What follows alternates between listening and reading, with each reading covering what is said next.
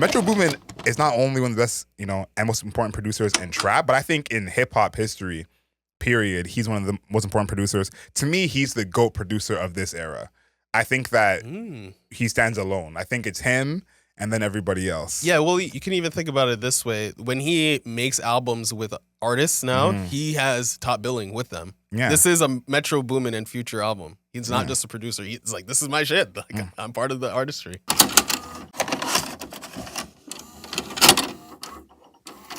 Good afternoon, beautiful people. This is another episode of Album Mode. We review a new album every single week. We look at the lyrics, the production, the overall aesthetic of the album, and how that album fits into the context of that artist's career. For everyone watching on YouTube, thank you for joining us. Like this video, leave a comment, and of course, subscribe.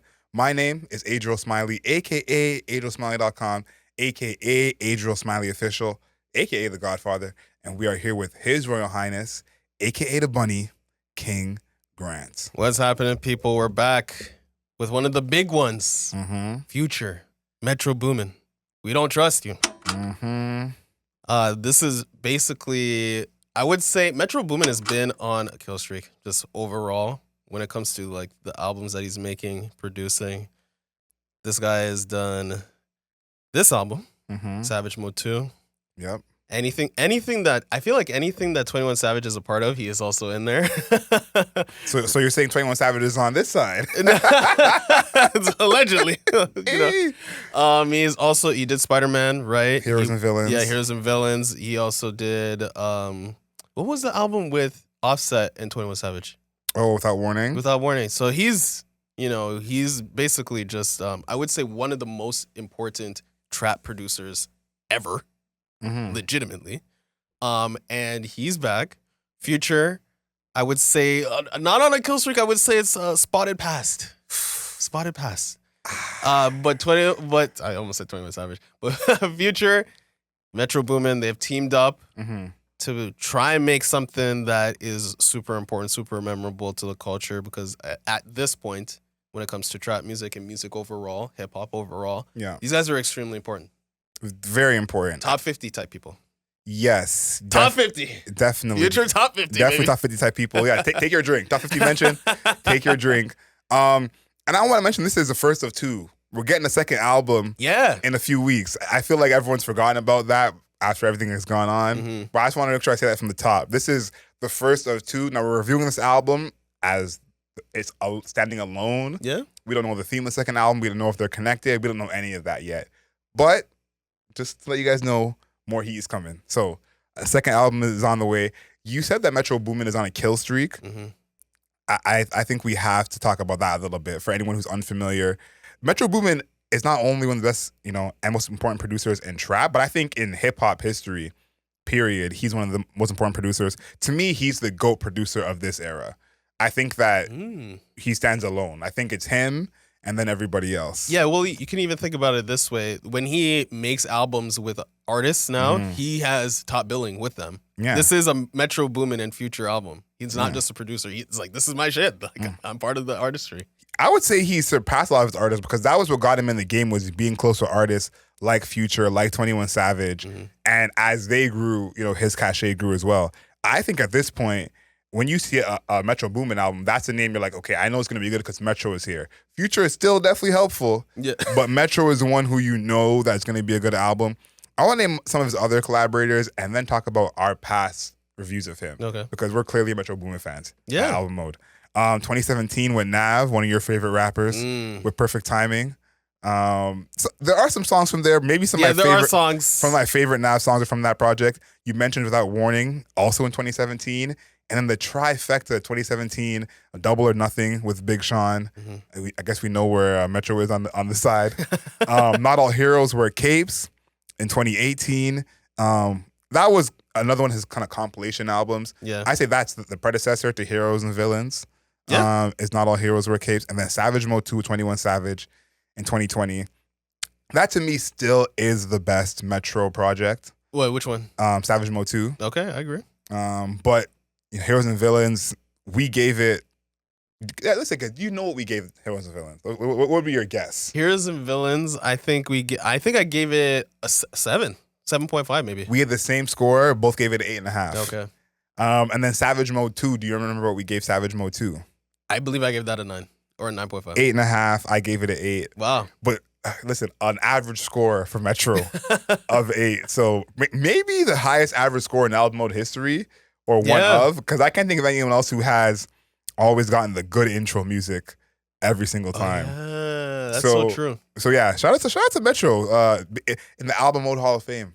Yeah, he is for real though. Album mode Hall of We Fame. can induct him. I would be fully on. I think we gotta have like maybe it had to be 3 or 4. Yeah, 3 or 4, and then and then we can induct people.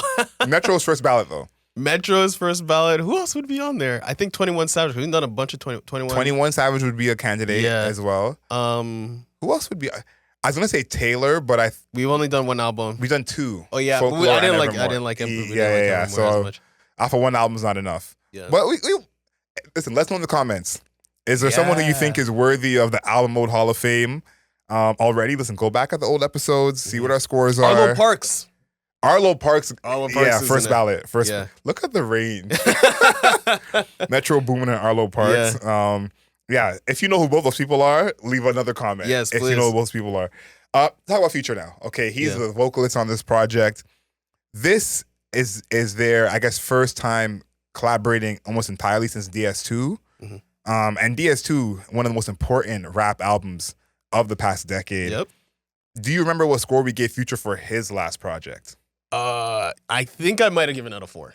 We both gave it a 4. Okay. Yeah. I know someone cringed hearing that, seeing that, but it wasn't his best work. DS2 in 2015, that was, I think, really Future's explosion onto the scene. You know, he had singles before then, Rax, Tony Montana, Bugatti, but for a full project, DS2 was the one that everyone was listening to. Yeah, where you at? Stick Talk, which I feel is like, maybe I don't get why it's so popular, but Stick Talk is also there. Yeah, is also there. But he's been on a run basically. Commas. Fuck up some commas. We can leave commas alone. Commas, people. Commas. No. Percocet and stripper joint. That's where we're at. Real sisters. But since then, it's basically been a project every year. But why I want to go back to DS2 is that's him and Metro kind of coming out together of like, okay, this is the dynamic duo and we can't miss. Obviously, 56 Nights, Beast Mode, Monster. Don't worry, I don't forget about that, y'all. We definitely remember that time. But we know that DS2 was the one. But in the same year as DS2, do you know what else happened? 2015. Nothing was the same. What a time to be alive. Damn. What a time to be alive. So I just want to go back to those two things happening together and that being kind of the launch of Future into the mainstream, because after that, Diamonds Dancing. Oh, he was golden. Plastic Bag. Oh, yeah. So okay. I just want to highlight that because I think that where both of these artists are in their career is impressive, because I think of this kind of like NBA rankings. Mm-hmm. You know, I would say Metro is the highest ranked producer. Yeah. And Future is top 10. You know, in his genre. And so to be at a place where Metro is now above Future in a way, it does feel, you know, kind of crazy. But we got to start with the production. Yeah, I think one thing about the notoriety, I think that Future is more notorious than Metro Boomin. I think at this point, like he's just like in the culture, what we talk about. And still shit. More famous. Yeah. But Metro Boomin is definitely ahead of him artistically, I think, at this point. Yeah, and I think that even Future's fan base would agree with that because of the stuff he's done outside of Future. Mm-hmm. I think there was a time when you think of Future, you think of Metro, and maybe you think of 21. Yeah. Future has done so much outside of stuff with, I mean, Metro done stuff outside of Future that it's like, it's not, they had to be together. Metro can make things pop on his own. I want to start right at the intro. Yep. I didn't love it in terms don't trust you. In terms of having replay value. Really? But it feels like a real intro. And I like it because it leads into Young Metro, which feels like a second intro. It feels like there's 2 intros on here. Being like, okay, listen, we're going to ease into this, okay? We're not going to just dive right in. And I think that helped the album as a whole. I think that I'm not going to listen to We Don't Trust You on its own. But what I do like about it is I incentivize you to listen to the whole project. When you go to the album, and you play the first one, We Don't Trust You, you're like, okay, I'm going to listen to the album as a whole. And I think that that's such a unique quality of, I don't know if you'd play We Don't Trust You on its own, at least me personally. I love that song. You think so? Yeah, dude. I like the very beginning because one thing that Metro Boomin has mastered is a dramatic entrance. Like he likes making his music dramatic, cinematic.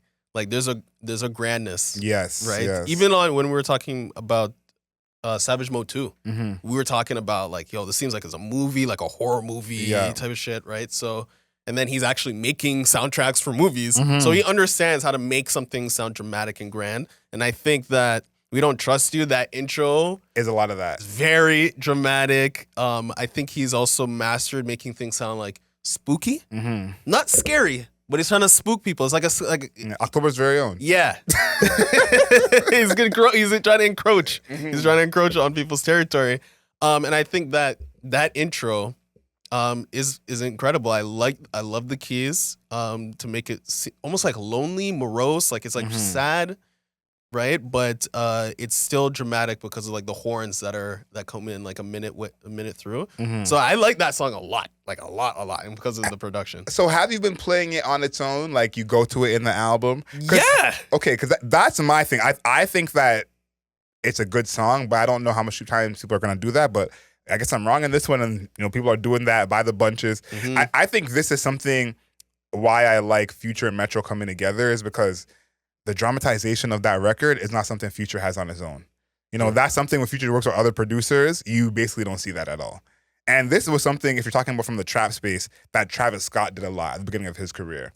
And this is more what I want from Future because I think he's so versatile as a performer that, he basically is all over the song. When there's no drums and it's rising, there's a crescendo, he floats. When the beat comes in and there's horns, he floats. So this is just another example for me of Metro really taking Future to places I don't know if he wants to go or would go, but I thought that as an intro was interesting because to me there's two intros. Young Metro feels like a extended intro. And I like that they did that. I'm like, we're in no rush to get to the hype. We can come in calm because these first two songs are not giving pop bottles in the club. Yeah. These are more like kicking at the crib, might put this on while you play video games or something. And to start the album like that feels like a new move for Future, especially. Yeah, and I think that overall, I think that they didn't really want to make it super club banger like. I think that a lot of Future's music is very much club banger like. Yes. But I think that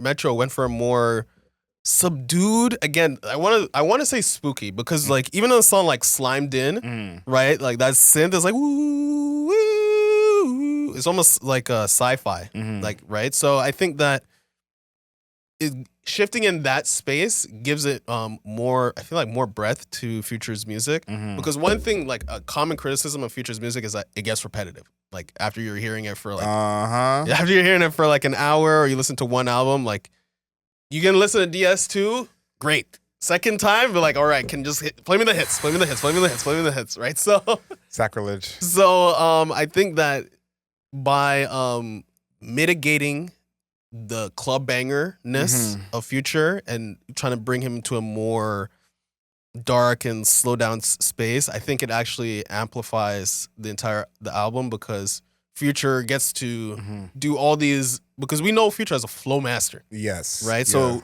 a slowed down version of his music allows him to do, repetitions, or the whistle flow is back, or even cutting out words, like all that type of shit.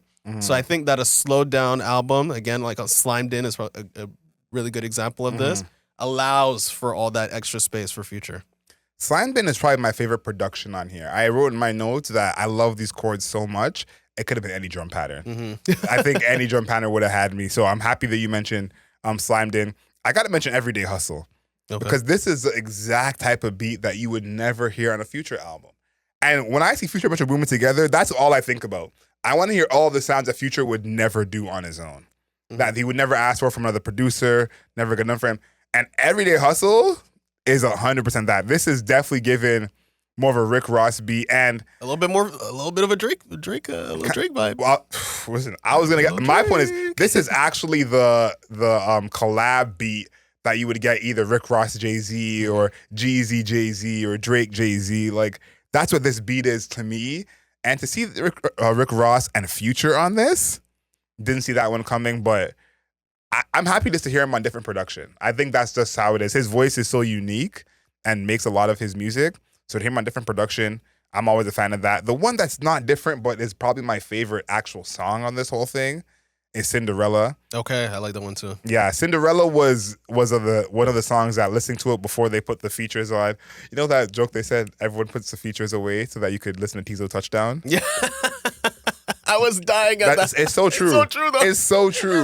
No one would listen to Teezo otherwise. Yeah, I think one of the best things about to mention the hiding the features thing, it definitely, if you're a large enough artist, which Metro Boomin and Future is, you don't have to put anybody's name there. Everybody's gonna listen to that shit all the way through. Yeah. Right? So I think that was smart for them. And I think it works a lot for this album. Yeah, and I think the two songs in particular, like that, obviously, that's one of those moments that everyone's gonna remember of when I heard that for the first time, because that song had been, leaked a bunch of times, snippets been played, but no one knew Kendrick was on it. So just to hear Kendrick's voice was huge.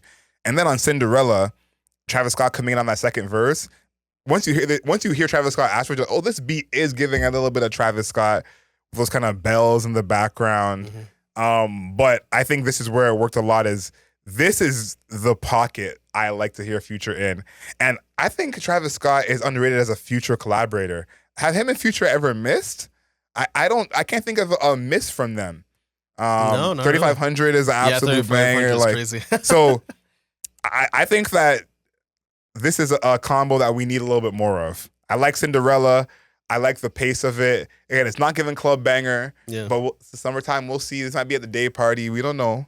But I this think song's a vibe. A big vibe. And this is more what I like Future in, the songs that are more a vibe. The songs where he wants to raise your blood pressure and your heart rate, I don't need that.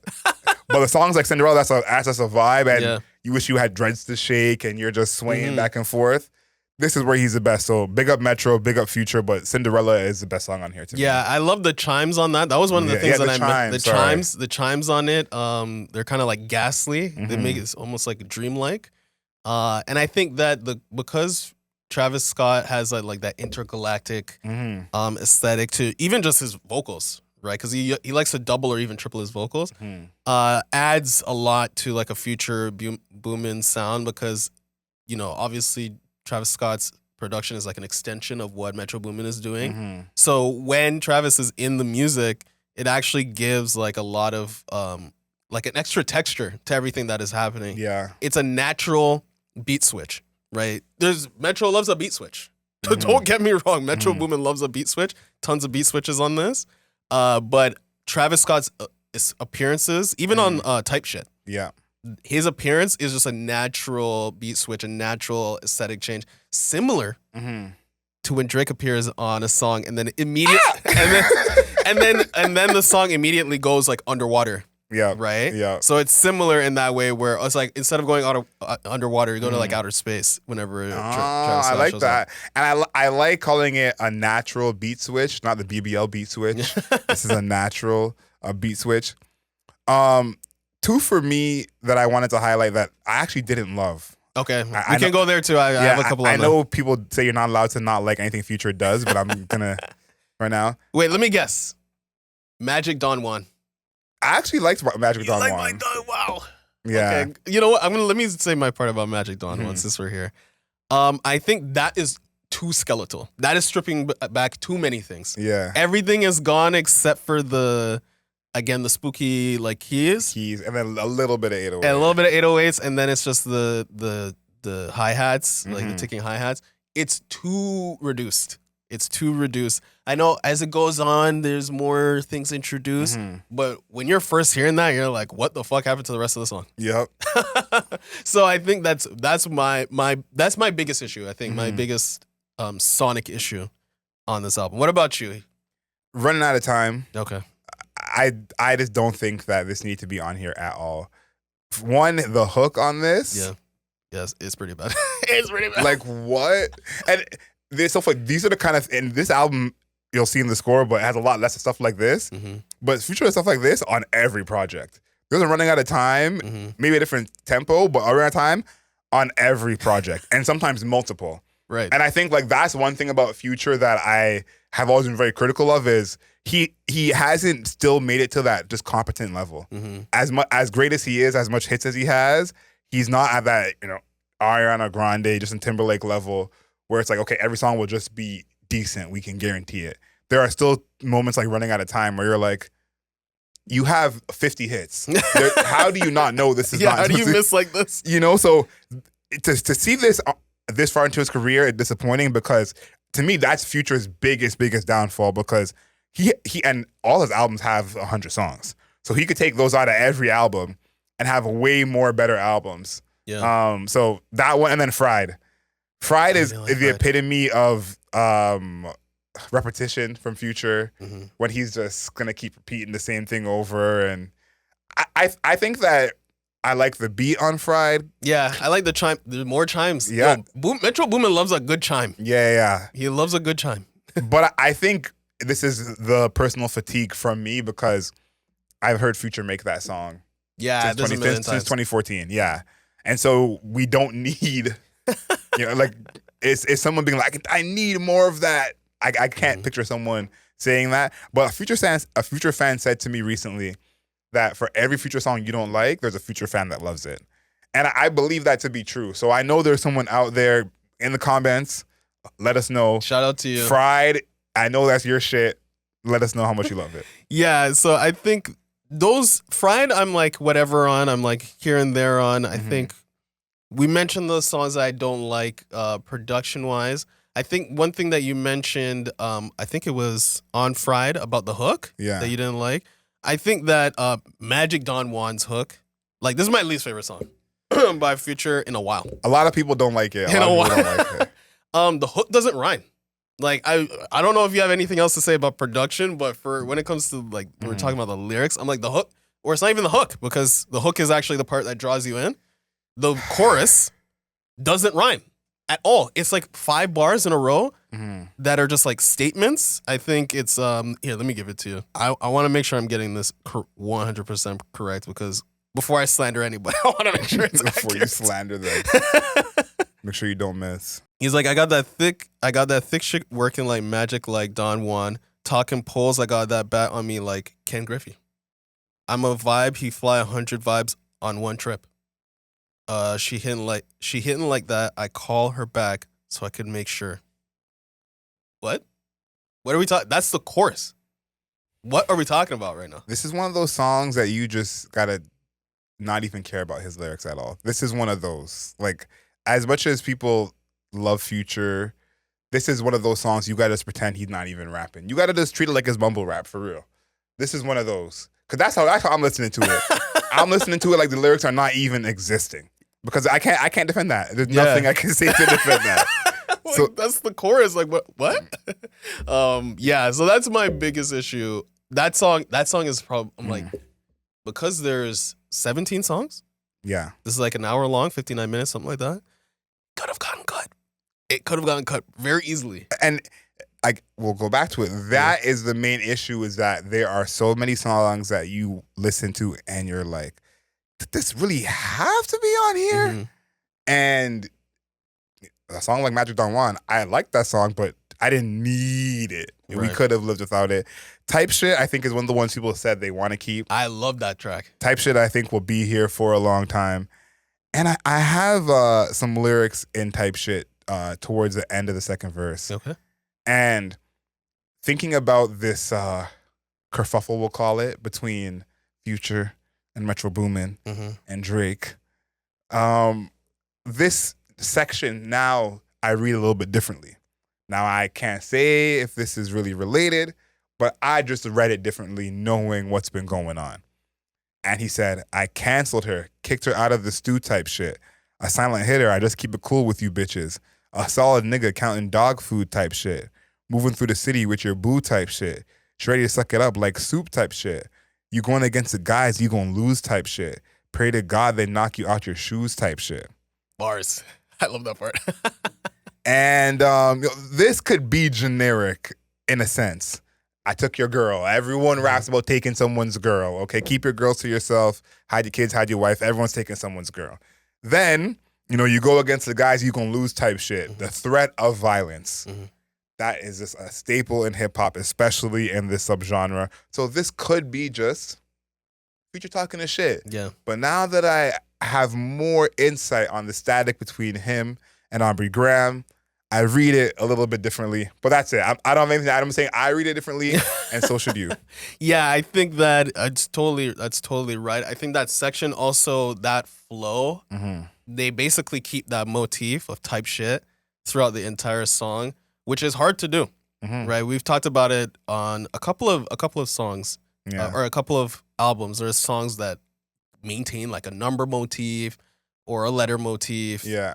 This is like that one turn of phrase type shit is maintained, and it's maintained all the way through multiple artists, right? Like even Travis Scott, Playboi Carti, they all use it. So I think that being able to carry that motif is pretty cool. Also because it's a turn of phrase that you have to understand what it actually means.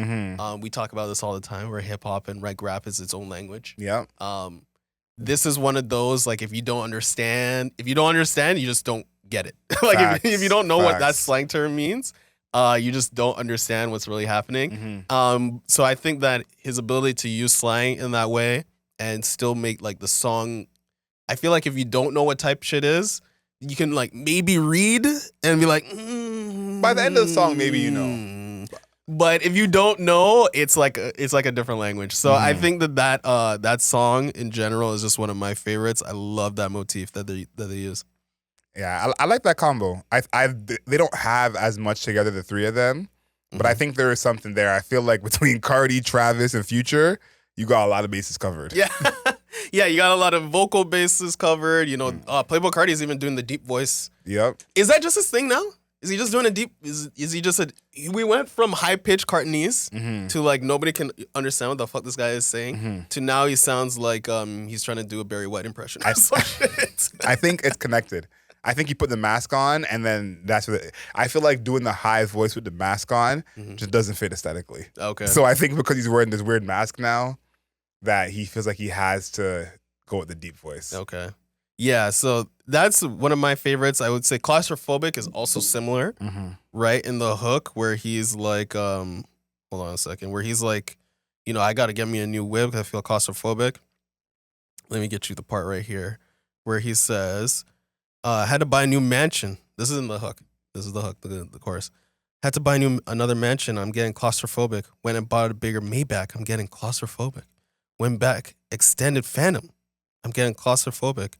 I make sure that the Royal drop because I get claustrophobic. And then he goes back to buying a new mansion. I think, everybody's flexing, okay? People in hip hop, they love to flex. Love to flex their clothes, love to flex the car they drive, the house that they drive. But what is core to Future's excellence, brilliance, is the way that he frames it. First, the flow, right? And then also the idea that I have to get new, like, larger shit because I'm feeling claustrophobic is awesome, right? So he's always been excellent as framing, like the way to like imagery. Basically, his imagery is really awesome. The idea of being claustrophobic, so I have to get a car where the top's chopped off. I have to. I'm claustrophobic right now. If I don't get this car, I'm gonna have a panic attack. New mansion, this one's too small. Like, I can't deal with this shit. Like, I need to get a bigger one. So I think that just again, that framing, that imagery is awesome. I love that. And again, it's carrying the same motif, the claustrophobic instead of type shit. So it's awesome. He's a master at work. I think that the one thing about Future's lyrics that I will kind of say I need to change is to just expand just a little bit. The vocab? The vocab, the verbiage. I think that so much of his lyrics is he said the same thing since album 3. True. And for sure, everyone flexes. Flexing will never change. The more successful you are, the more you're going to flex. But I think that even the way he's saying some of these things is very much the same. Like, got that sniff on me, that white shit like I'm Tom Brady, which he says on Magic Don Juan. Yeah. It's like, we've heard that very much before. So Angel's tired. yeah, that's it. That's it. I don't think I expect Future to become some kind of conscious rapper. Mm-hmm. That's not happening. But I think that if Future could do something that we've seen other rappers do of finding new ways to say the same shit, that's my I guess request for Future now. Okay. Is you can still flex. You can still have the biggest car and the best everything. But find a different way to say it. There is one piece of lyrics that we can't skip over. I know. Let's get to it. I was gonna come to it artfully. Who do you think has the best feature on this album? Travis Scott. Don't kill me. For me, I will say it's Kendrick Lamar. Mm-hmm. I just mentioned Future is a master at work. Kendrick Lamar. If Future is a master, Kendrick Lamar is a god. Like the sensei. Yes, it's crazy. We all know what happened. Kendrick Lamar hops on this track like that with Future. Future also again doing the motif thing where I was talking about that. About yes, this earlier, where he's like, hopping on this shit. And are you like that, right? And then Kendrick Lamar drops I want to say the hottest verse of 2024. Is there a hotter verse? No. That was a bomb. Yeah, that was a bomb. Drops the hottest verse. I'm not gonna say the whole verse here because I think anybody who is a hip hop fan has heard it multiple times. Yes. And also I guess it'll be in the audio version. We'll include it one more time. But it's very long. It's extensive. Where Kendrick Lamar calls out Drake. Actually, you know what? I'll give you the Drake part because this is the part that everybody wants to talk about. Fuck sneak dissing. First person shooter. I hope they came with 3 switches. I crash out like fuck rap. This is Melly Mel if I had to. That is the craziest part to me. Got 2 T's with me. I'm snatching chains and burning tattoos. It's up. Lost too many soldiers to not play it safe. If you walk around with that stick, it ain't 3K. Andre 3K. Think I don't drop location. I got PTSD. Motherfuck the big 3. Nigga, it's just big me. Nigga, bum. What I'm really like that. And your best work is a light pack. Prince outlived Mike Jack. That's a crazy one. Nigga, bump. For all your dogs getting buried, that's a K with all these 9s. You gonna see Pet Cemetery. Nigga, bump. So that is the key situation of the diss. Kendrick Lamar out here dissing Drake. Mm-hmm. They have been 2 people who have been intertwined in hip hop's history for almost 15 years now. Yeah. Holy shit. That's so crazy to say out loud. It makes you feel old, right? But they've been intertwined for almost 15 years now, and Kendrick Lamar's. I think that right now we've always talked about a big 3 era. I'm trying not to step on what we're going to say afterwards, but I think that this era, this idea of the big 3, Kendrick Lamar does not subscribe to it. No. Right? Does not subscribe to it because we've seen it on this song, and we've even seen it on Control. Yeah. Where he called out people by name. Kendrick Lamar is not afraid to do that. And I think in this song in particular, right, I'm trying to keep it contained on this song. He basically just like, any single person that even thinks that they're on his level, he is like, it's just me. It's not big 3. It's big me. It's me alone. Stop comparing people. Nobody's on my level. Like he does. Funniest thing to me, honestly, is that he mentions first person shooter. He says first person shooter, but only says Drake. J. Cole is not part of this situation. Well, he doesn't even bring up J. Cole. I'm not trying to step on our stuff, but I think he's actually responding to something J. Cole said in first person shooter. Where he has like a line about everyone thinks they're a stepper now. Yeah.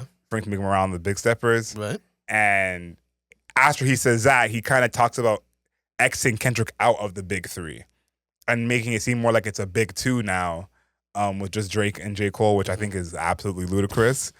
But what I want to highlight about this part is Kendrick is doing this aligned with Future and Metro, who have their problems with Drake. Yeah. And most of us didn't. I'll say this. I knew about Metro and Drake having some beef, and I know that Future's going to side with Metro on that one. But I didn't know Future had his own separate beef with Drake. And so I think that's what makes this shot towards Drake and J. Cole interesting is Kendrick chose to go stand with Future and Metro to go do it. Yeah. And it is kind of like a super team in basketball where you got the head coach who's the best coach in the league, Future who's a top 10 player, Kendrick who's a superstar, and that's how he chose to take a shot. So I just want to highlight that part of it because I think that is key and not a coincidence that he said, let me go stand with these guys who are also very powerful and also don't like Drake. So very, very interesting in that part. And then as well, I think that the way that he delivered it is very reminiscent of Back to Back. And the way Like That has become a club song already and been popular. That's crazy to me because it did not seem clubby to me. Because this is an old school beat. Like Metro, I think I mentioned this before. Yeah. Metro likes to snatch these really like 1980s beats and flip them. Yeah. This is not a banging 1980s. You know what's funny? I think it is, but I think because it's Kendrick, you just assume it's not. But I think when the snippet had come out and it had it being played in the club multiple times, people asking to run it back. So this was, and I think if it was just Future, it'd be like, yeah, this is definitely in the club because of the tempo of it. The sample they're coming from, I think doesn't really give club, but the tempo of the song, all the DJs out there, let me know, are Back to Back and Like That, the same BPM. I'm sure they're close. And so I think that is very interesting, whether it was intentional or not. I kind of think it was. That Kendrick is taking this shot on a song like That. That is maybe the most club banger song out of all of these, the one that has the most hype out of all of these, and the one that already is being played and actually listened to. Because a lot of the beefs in the past, like even go back to Control, which I don't think Control was, like what Control became to me was, never saw that coming. Yeah, I mean, when you hear the song, it doesn't sound like it's beef, but I guess you just can't say nobody's name. But you cannot call out all of your contemporaries and be like, I'm trying to steal your fans, and that's not beef. That's beef to me. That's literally definitionally beef. When I heard it, I didn't think it was beef when I heard the original leak. So when it became a thing on the timeline, I was dumbfounded. But I think that this is way more intentional. Yes. And I think that him doing it on this beat is not an accident because I think that Control was not a song that people were going back to listen to. I think Control was a moment. Like if you go back and listen, it's actually a phenomenal record. Yeah, it is. But Kendrick his main thing has been not having the same replayability as the people he's shooting at. And so to have his disc be on a song like this, that it's Future, so you know Future fans are gonna bump it. You know it's already playing in the clubs. I think that's intentional there because otherwise it would be a moment for a second and maybe you wouldn't hear the song again. But I think doing this with Future and Metro is like you're guaranteeing it's going to replay over and over again. Yeah. I agree. And I think that that's actually a page out of Drake's playbook because when Back to Back came out, 100%. They were playing that shit 24/7. Listen, I don't think so will happen, but I did it earlier and like by myself. Yeah. Those Back to Back fit. Yeah. If you play that in a set, the tempo of those is not far off. Yeah. So it's funny that while you just seeing Drake taking a page out of Drake's playbook. Yeah. But that's what I think is happening there. Now, do you have anything else for lyrics? Because I want to talk about this for Future and Metro as their careers. Well, there's something that Kendrick Lamar said. There's two things. The idea of taking a page out of Drake's playbook. Just because somebody's your enemy doesn't mean they don't have good ideas. Fair. Right? Because if you have to think about it this way, if somebody's your enemy or you perceive them to be your enemy, they have to be worthy of being your enemy. Yes. Right? So whatever you think of yourself, somebody to be your enemy, they have to be equivalent or near as good as you. Okay. So if you're gonna take it's not impossible to be like, oh, you know what? We're gonna flip their idea, or I know they're gonna do this, so we're gonna do this instead. It's like 4 p.m. in Calabasas, right? So I think that is a great idea for Kendrick. The idea of Mike Jack and Prince. We have our Prince album here, 1999. Shout out to Prince. Rest in peace. Yeah. Rest in peace, Mike Jack too. How do you feel about that comparison? it was hard for me to grapple with because I'm more of a Prince fan personally. Okay. I'm more of a Michael Jackson fan. That's so fascinating. But I think that I didn't like it. I think You didn't like it. I think it did hit in terms of like the shock value and everyone saying, I think it hit in that way. But I didn't like him kind of admitting that Drake is Mike Jack, because when I think that comparison is fair, I do think it's the right comparison. Yeah. But there was not a time really after it got to a certain year where it was like Prince over Mike Jack. You might like Prince better, but Mike Jack is the guy. Yeah.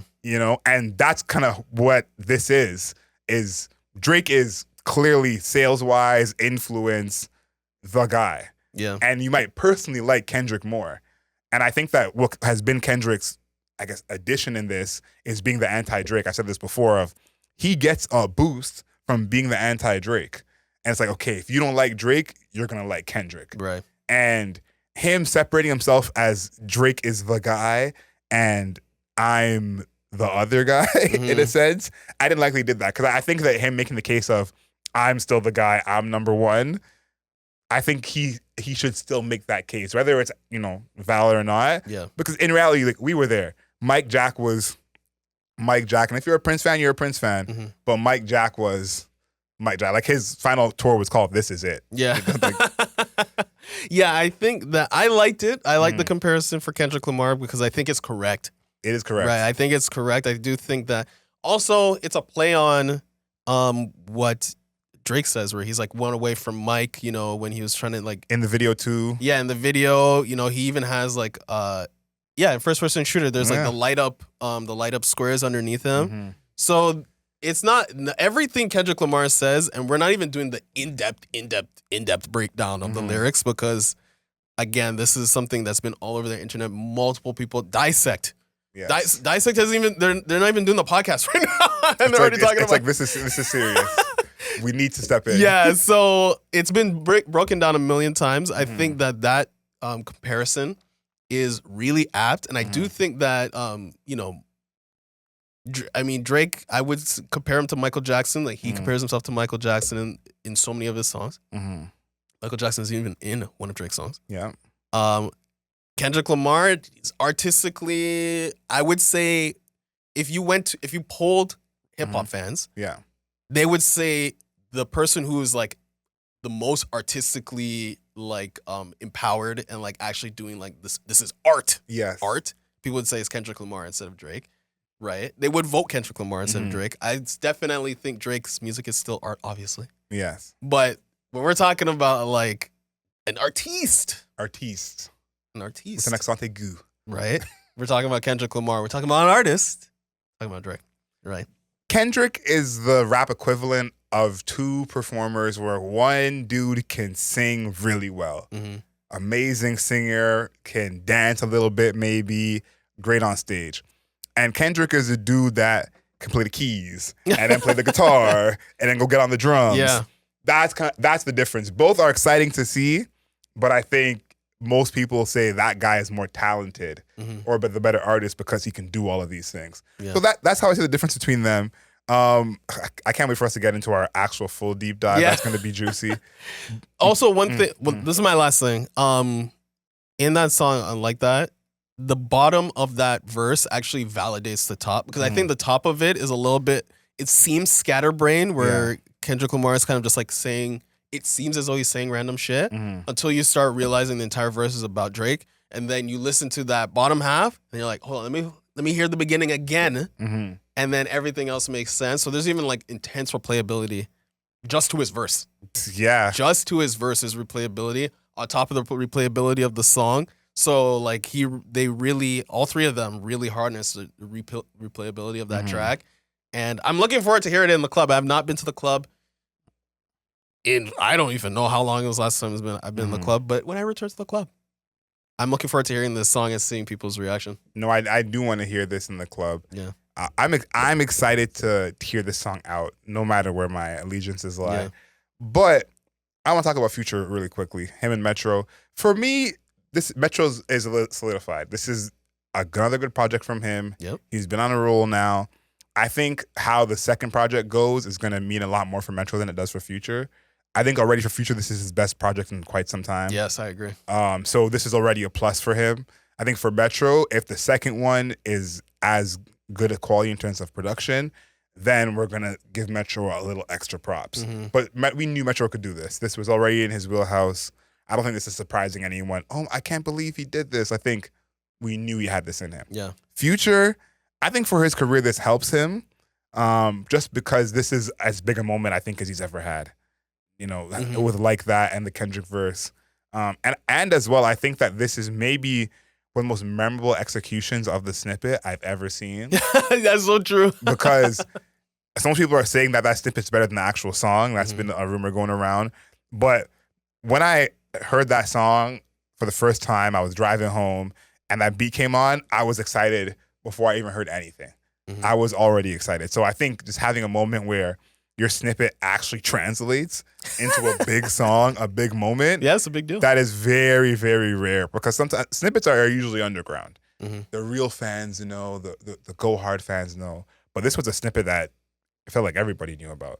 So to me, this is a big plus for Future, and for Metro, a small plus. Yeah, I think it's a big plus for Future in the sense of his artistic catalog, just because I think that he has a bunch of albums that are like, you know, you can live with or can live without. This one you need to live with. Yes, yes. And for Metro, I think Metro is he's rising that ranking of like most important producers in hip hop history pretty quickly.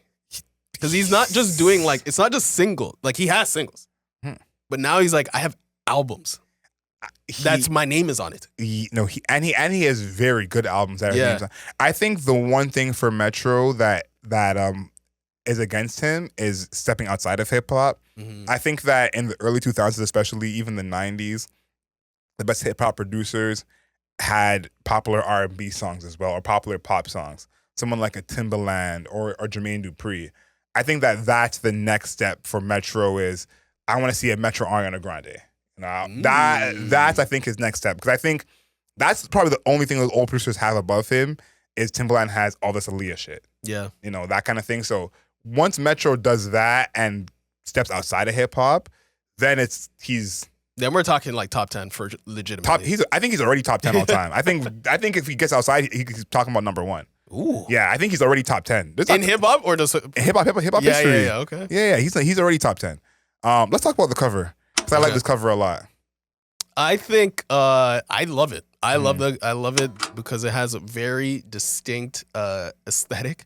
We're out here wearing suits, right? It's all business, right? And we don't trust you. I mean, this is all encapsulating that iconic drop. Yeah.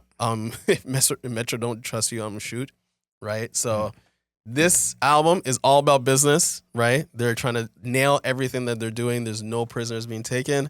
I like the idea that it's black on black and like just like this very like monochromatic like album. Basically, there's so much black and then there's the white shirts. I see Metro carrying a bag. Can't tell which bag that is. But it's predominantly black and white, right?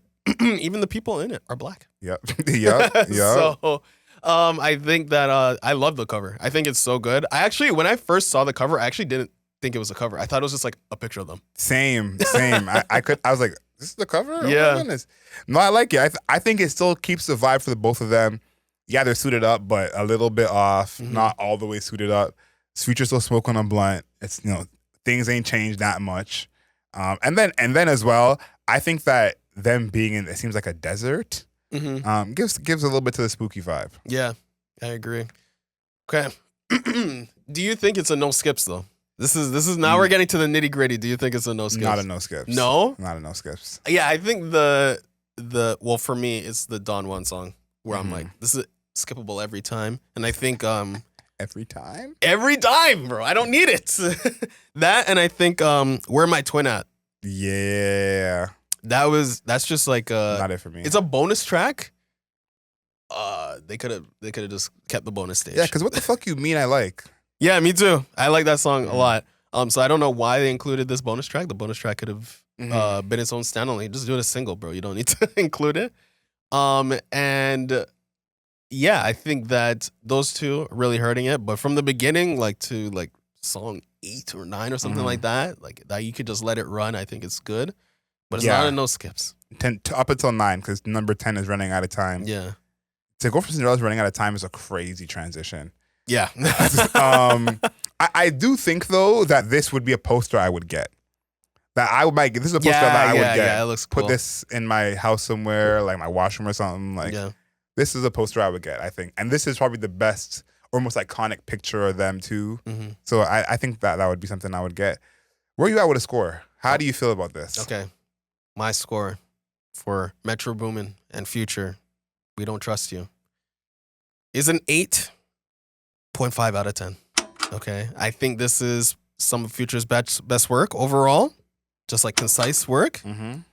No hits, but lots of just great consistency. Metro Boomin, fantastic work. He has moments like that where he's basically doing a solo on the back end. Yeah. The transitions are fantastic. The flows, Future's doing great work on the flows. He's doing repetition properly when it needs to be done. I think it's an 8.5. Very, very few reasons not to like. There's just so many few reasons not to like it. It's just solid work. 8.5 out of 10. Plus, it has a standout moment with the Kendrick Lamar feature, right? Yeah. To me, this is a 7 out of 10. Wow. I think that this album as a whole is very good. Okay. Some of Future's best work. And I think I've been saying this since 2015, but it feels like Future is this El Teezo every single time with this. I could do this. I'll never do it again, but here's what I can do. He does that a few times on this project. A song like Everyday Hustle, there's no Future song like that, really. Yeah.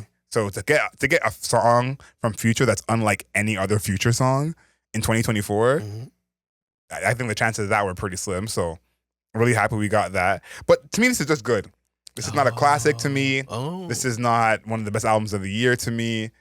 And this is just a good project. I think out of hip hop projects, I think there's still a couple that I would take over this in 2024 so far. But for Future, this definitely is a plus. So 7 for me, 7 out of 10. Yeah. Maybe I'll do it. No, you know what? I'll stick to my 8.5. Yeah. You gotta get Future fans on your side. Yeah. Hey, Future fans, remember, I'm the evangelist for Future in Top 50. You can't say that when your favorite song is Commas. Like, that's just, you can't have both. Why can't I have both? Future fans in the comments, let us know why Démar can't be the, what did you call yourself? Evangelist. The evangelist for Future when his favorite song is Commas. Our producer, Chris, is laughing because he understands what I mean by that. And the fact that Démar doesn't understand kind of proves my point. I can still love Future. You can't be the evangelist. I can and I am. I can and I am. I can and I am. Thank you everyone for watching and making it this far into the podcast. Leave us a rating and a review. 5 stars, not a single star less. Find us on the interwebs at Album Mode Pod on Twitter, Album Mode Pod on TikTok, Album Mode Pod on Instagram. If you watch us on YouTube, thank you for joining us. Like the video, share it with your people. Of course, leave us a comment. Let us know what you think. Can we trust you? We'll only know if you leave a comment. And of course, until next time, know yourself, know your worth. Later days.